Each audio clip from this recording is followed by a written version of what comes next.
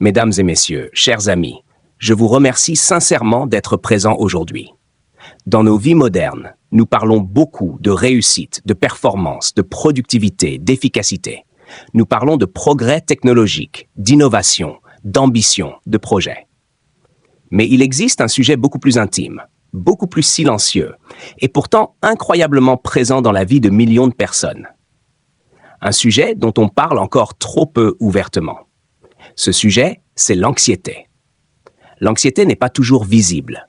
Elle ne se lit pas forcément sur le visage des gens. Elle peut se cacher derrière un sourire, derrière une conversation ordinaire, derrière une journée qui semble parfaitement normale. Combien de personnes parmi nous continuent à travailler, à s'occuper de leur famille, à accomplir leurs responsabilités quotidiennes, tout en portant intérieurement un poids invisible? Combien de personnes ressentent parfois cette tension intérieure, cette inquiétude difficile à expliquer, cette agitation de l'esprit qui ne semble jamais complètement s'arrêter? L'anxiété n'est pas un phénomène rare. Elle est devenue l'une des expériences les plus communes de notre époque. Elle touche les jeunes, les adultes, les professionnels, les étudiants, les parents, les entrepreneurs. Elle touche parfois même ceux qui, extérieurement, semblent avoir tout pour être heureux. Et pourtant, malgré sa présence dans nos vies, l'anxiété reste souvent entourée de silence. Certaines personnes ont l'impression qu'elles devraient simplement être plus fortes. D'autres pensent qu'elles sont seules à ressentir cela. D'autres encore cherchent des solutions rapides, espérant faire disparaître instantanément ce sentiment d'inquiétude. Mais la réalité est beaucoup plus nuancée. L'anxiété fait partie de l'expérience humaine. Elle est liée à notre capacité à imaginer l'avenir, à anticiper, à nous protéger, à réfléchir aux conséquences de nos actions. Autrement dit, l'anxiété est liée à notre intelligence, à notre sensibilité, à notre humanité. Cependant, lorsque cette anxiété devient trop intense, trop fréquente, trop envahissante, elle peut finir par peser sur notre bien-être, sur nos relations, sur notre sommeil, sur notre capacité à profiter pleinement de la vie. C'est pour cette raison qu'il devient essentiel d'apprendre à mieux la comprendre et mieux la gérer. Aujourd'hui, nous vivons dans un monde qui propose souvent des solutions rapides, des réponses immédiates, des distractions constantes, des moyens de fuir les émotions inconfortables. Mais il existe aussi une autre voie, une voie plus douce, une voie plus durable. Une voie qui consiste à revenir vers des ressources simples, naturelles et profondément humaines. Respirer, écouter son corps, ralentir, se reconnecter à soi-même, retrouver un certain équilibre intérieur. Apprendre à gérer l'anxiété naturellement ne signifie pas ignorer les difficultés de la vie. Cela signifie plutôt apprendre à développer une relation plus apaisée avec nos émotions, avec nos pensées et avec notre propre esprit. Cela signifie comprendre que le calme intérieur ne dépend pas uniquement des circonstances extérieures, mais aussi de la manière dont nous apprenons à habiter notre propre vie. Au cours de cette intervention, nous allons explorer ensemble plusieurs idées simples mais puissantes. Comment fonctionne l'anxiété ? Pourquoi elle apparaît et surtout comment nous pouvons progressivement apprendre à l'apaiser grâce à des méthodes naturelles accessibles à chacun. Ce ne sera pas une promesse de perfection. La vie restera faite d'imprévus, de défis, de moments d'incertitude. Mais il est possible de développer des outils intérieurs qui nous permettent de traverser ces moments avec plus de sérénité, plus de stabilité et plus de confiance. C'est précisément ce voyage que je vous invite à faire aujourd'hui. Un voyage vers une meilleure compréhension de l'anxiété et surtout vers une manière plus apaisée de vivre avec soi-même. Permettez-moi de commencer par une question simple. Avez-vous déjà ressenti cette sensation étrange? Comme si votre cœur battait un peu trop vite, comme si votre esprit courait dans 1000 directions à la fois, comme si quelque chose n'allait pas, sans que vous sachiez exactement quoi. Peut-être que c'est arrivé hier, peut-être ce matin, peut-être même en venant ici. Si c'est le cas, rassurez-vous, vous n'êtes pas seul. Aujourd'hui, nous allons parler d'un sujet qui touche des millions de personnes dans le monde, souvent dans le silence, l'anxiété. Mais nous allons surtout parler de la gérer naturellement. Pas seulement la combattre, pas seulement la fuir, la comprendre, l'apprivoiser et apprendre à vivre plus sereinement. Number 1. comprendre ce qu'est vraiment l'anxiété. Avant de chercher des solutions, il faut comprendre une chose essentielle. L'anxiété n'est pas votre ennemi. Oui, vous avez bien entendu. L'anxiété est une réaction naturelle du corps. Pendant des milliers d'années, elle nous a aidés à survivre. Imaginez nos ancêtres dans la nature, un bruit dans les buissons. Le cerveau envoie immédiatement un signal « danger ». Le cœur bat plus vite, les muscles se tendent, la respiration s'accélère. C'est le mode survie. Grâce à cela, nos ancêtres ont pu fuir les prédateurs. Le problème aujourd'hui, c'est que notre cerveau réagit encore de la même manière. Sauf que le danger n'est plus un lion dans la savane. C'est une réunion importante, un message auquel on ne répond pas. Une facture à payer, un regard des autres, l'incertitude de l'avenir. Notre cerveau ne fait pas toujours la différence, et c'est ainsi que l'anxiété s'installe. Numéro 2. Le monde moderne, une machine à anxiété. Nous vivons dans une époque paradoxale. Nous avons plus de confort, plus de technologie, plus d'informations, mais aussi plus d'anxiété. Pourquoi? Parce que notre cerveau n'est pas conçu pour la vitesse du monde moderne. Chaque jour, nous sommes bombardés de notifications, actualités alarmantes, réseaux sociaux, comparaisons constantes. Notre esprit ne se repose jamais. Nous sommes connectés en permanence, mais parfois déconnectés de nous-mêmes. Numéro 3. L'erreur la plus commune face à l'anxiété. Beaucoup de personnes font la même erreur. Elles pensent « je dois absolument me débarrasser de mon anxiété ». Alors elles la repoussent, la cachent, l'ignorent. Mais plus on essaie de repousser une émotion, plus elle revient. Imaginez essayer de maintenir un ballon sous l'eau. Plus vous poussez, plus il remonte avec force. L'anxiété fonctionne de la même manière. La clé n'est pas de l'écraser. La clé est de l'écouter. Car souvent, l'anxiété est un message. Elle nous dit « quelque chose dans ta vie mérite ton attention ». Le pouvoir du souffle. La première méthode naturelle pour calmer l'anxiété est aussi la plus simple. Et pourtant, nous l'oublions tous les jours. Respirer. Lorsque nous sommes anxieux, la respiration devient rapide, superficielle, irrégulière. Le cerveau interprète cela comme un danger. Mais la bonne nouvelle est incroyable.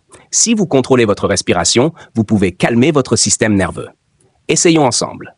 Fermez les yeux quelques secondes. Inspirez lentement par le nez pendant 4 secondes. Gardez l'air 2 secondes, puis expirez doucement par la bouche pendant 6 secondes. Encore une fois, inspirez, retenez, expirez. Rien que cela peut réduire l'anxiété en quelques minutes. Votre respiration est un bouton de régulation naturelle, et vous l'avez toujours avec vous. Numéro 5. Le corps, un allié oublié. Une autre vérité importante. L'anxiété ne vit pas seulement dans la tête. Elle vit aussi dans le corps. Quand vous êtes anxieux, vous pouvez ressentir des tensions dans les épaules, un nœud dans l'estomac, des maux de tête, une fatigue étrange. Le corps parle, et souvent, il demande simplement du mouvement. La marche, par exemple, est l'un des remèdes naturels les plus puissants. Une marche de 30 minutes peut diminuer le cortisol, libérer des endorphines, clarifier l'esprit. Certains des plus grands penseurs marchaient pour réfléchir. Rousseau, Nietzsche, Kant. Marcher, c'est remettre le cerveau en mouvement calme. Numéro 6, l'alimentation et l'anxiété. Ce que nous mangeons influence profondément notre état mental. Certaines habitudes alimentaires peuvent aggraver l'anxiété. Excès de café, sucre raffiné, manque de nutriments, déshydratation. Le cerveau est un organe biologique. Il a besoin de magnésium, oméga 3, vitamine B, protéines. Des aliments simples peuvent aider. Noix, poissons, légumes verts, fruits, eau. Ce n'est pas un miracle instantané, mais sur le long terme, l'alimentation devient un pilier de l'équilibre émotionnel. Numéro 7. L'influence du sommeil. Le sommeil est souvent la première victime de l'anxiété, mais aussi l'une de ses causes. Un cerveau fatigué devient plus sensible au stress. Lorsque nous manquons de sommeil, les émotions deviennent plus fortes, la concentration diminue, les pensées négatives augmentent. Le sommeil est un nettoyage mental. Pendant la nuit, le cerveau trie les émotions de la journée. Sans sommeil, ce tri ne se fait pas, et l'anxiété s'accumule. Numéro 8. L'importance de ralentir. Nous avons appris à vivre vite, très vite, trop vite, mais l'esprit humain a besoin de moments de lenteur, des moments où rien n'est urgent. Lire, écouter de la musique, observer la nature, écrire. Ces moments ne sont pas une perte de temps, ils sont une réparation intérieure. 9. les pensées anxieuses. L'anxiété est souvent alimentée par les pensées. Des phrases qui tournent en boucle. Et si ça se passe mal? Et si je fais une erreur? Et si les autres me jugent? Ces pensées semblent réelles, mais elles sont souvent des scénarios imaginaires. Le cerveau adore prédire le pire. Pourquoi? Parce que c'est une stratégie de survie. Mais aujourd'hui, elle devient parfois un piège. Une technique simple consiste à poser cette question. Est-ce un fait ou une supposition? Souvent, c'est une supposition. Numéro 10. Le pouvoir de l'acceptation. Il existe un paradoxe fascinant. Plus vous acceptez une émotion, moins elle vous domine. Dire intérieurement « je ressens de l'anxiété en ce moment », sans jugement, sans lutte, juste reconnaître. C'est un premier pas vers la liberté. Number 11. L'importance des relations humaines. L'être humain n'est pas fait pour vivre seul. Partager ses inquiétudes peut déjà soulager énormément. Une conversation sincère peut parfois faire plus que des heures de réflexion solitaire. Parler à un ami, un membre de la famille, un professionnel. C'est une forme de libération. 12. Revenir à l'essentiel. Au fond, l'anxiété naît souvent d'un sentiment.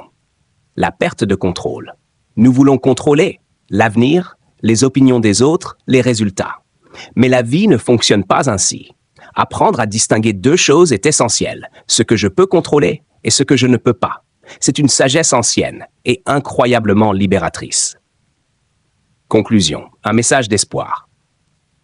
Mesdames et messieurs, si vous retenez une seule chose aujourd'hui, que ce soit celle-ci, l'anxiété n'est pas une faiblesse. C'est une expérience humaine. Elle ne définit pas qui vous êtes. Et surtout, elle peut être apprivoisée, avec la respiration, le mouvement, le sommeil, l'alimentation, la conscience de soi, les relations humaines. Petit à petit, vous pouvez retrouver un espace de calme intérieur. Pas un calme parfait, mais un calme réel. Et peut-être qu'un jour, au milieu d'une journée ordinaire, vous vous surprendrez à respirer profondément, à regarder autour de vous et à réaliser que, malgré les défis de la vie, vous êtes toujours là, présent, respirant, avançant. Et c'est déjà énormément. Nous arrivons maintenant au terme de ce moment de réflexion partagée.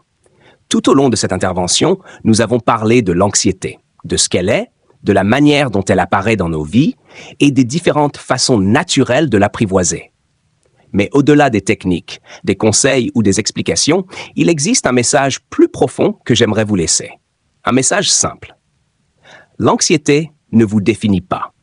Elle ne détermine pas votre valeur, votre intelligence, votre courage ou votre capacité à vivre une vie riche et épanouissante.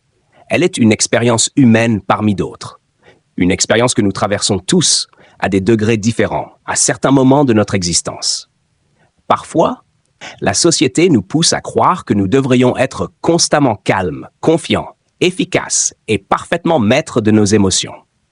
Mais la réalité humaine est beaucoup plus complexe et aussi beaucoup plus belle. Nous sommes des êtres sensibles. Nous ressentons, nous doutons, nous espérons, nous anticipons l'avenir. Et parfois, tout cela se traduit par une certaine inquiétude intérieure. La bonne nouvelle est que nous ne sommes pas condamnés à être dominés par cette anxiété. Avec de la compréhension, de la patience et des pratiques simples, il est possible de développer une relation plus apaisée avec nos émotions. Les solutions naturelles dont nous avons parlé aujourd'hui, la respiration consciente, le mouvement du corps, le sommeil réparateur, l'attention à l'alimentation, la gestion des pensées, le soutien des relations humaines, ne sont pas des solutions magiques. Ce sont plutôt des chemins progressifs, des habitudes que l'on construit jour après jour, des gestes simples que l'on répète jusqu'à ce qu'ils deviennent une seconde nature. Et souvent, ce sont ces petites habitudes quotidiennes qui créent les transformations les plus profondes. Respirer profondément lorsque l'esprit s'emballe. Prendre le temps de marcher lorsque les pensées deviennent trop nombreuses. Accorder de l'importance au repos lorsque le corps demande une pause. Parler à quelqu'un lorsque le poids devient trop lourd à porter seul. Ce sont des gestes simples, mais ils ont un pouvoir immense. Ils nous rappellent que, même au milieu de l'agitation du monde moderne, il existe toujours un espace de calme auquel nous pouvons revenir, un espace intérieur, un espace où l'on peut ralentir, observer et retrouver un peu de clarté. Apprendre à gérer l'anxiété naturellement, c'est en réalité apprendre quelque chose de beaucoup plus vaste. Apprendre à prendre soin de soi avec bienveillance. Apprendre à écouter son esprit et son corps sans jugement. Apprendre à accepter que certaines journées soient plus difficiles que d'autres. Et apprendre surtout que chaque moment est une occasion de recommencer. Peut-être qu'après aujourd'hui, vous n'allez pas transformer votre vie du jour au lendemain. Et ce n'est pas nécessaire. Il suffit parfois d'une seule petite décision. Respirer un peu plus lentement, marcher un peu plus souvent, dormir un peu mieux, se parler avec un peu plus de douceur. Avec le temps, ces petits changements deviennent de grandes transformations. Et un jour, peut-être, vous réaliserez que ce qui vous semblait autrefois écrasant est devenu quelque chose que vous savez désormais traverser avec calme et confiance. C'est cela le véritable objectif. Non pas éliminer toute anxiété, mais développer la capacité de vivre avec elle, sans qu'elle prenne toute la place. Mesdames et messieurs, la sérénité n'est pas l'absence de tempête. La sérénité est la capacité de rester ancré, même lorsque le vent se lève. Je vous souhaite de cultiver cette sérénité dans votre vie. Je vous remercie profondément pour votre attention, votre présence et le temps que vous avez consacré à cette réflexion. Et je vous souhaite, à chacun d'entre vous, beaucoup de calme, de force intérieure et de paix sur votre chemin. Merci.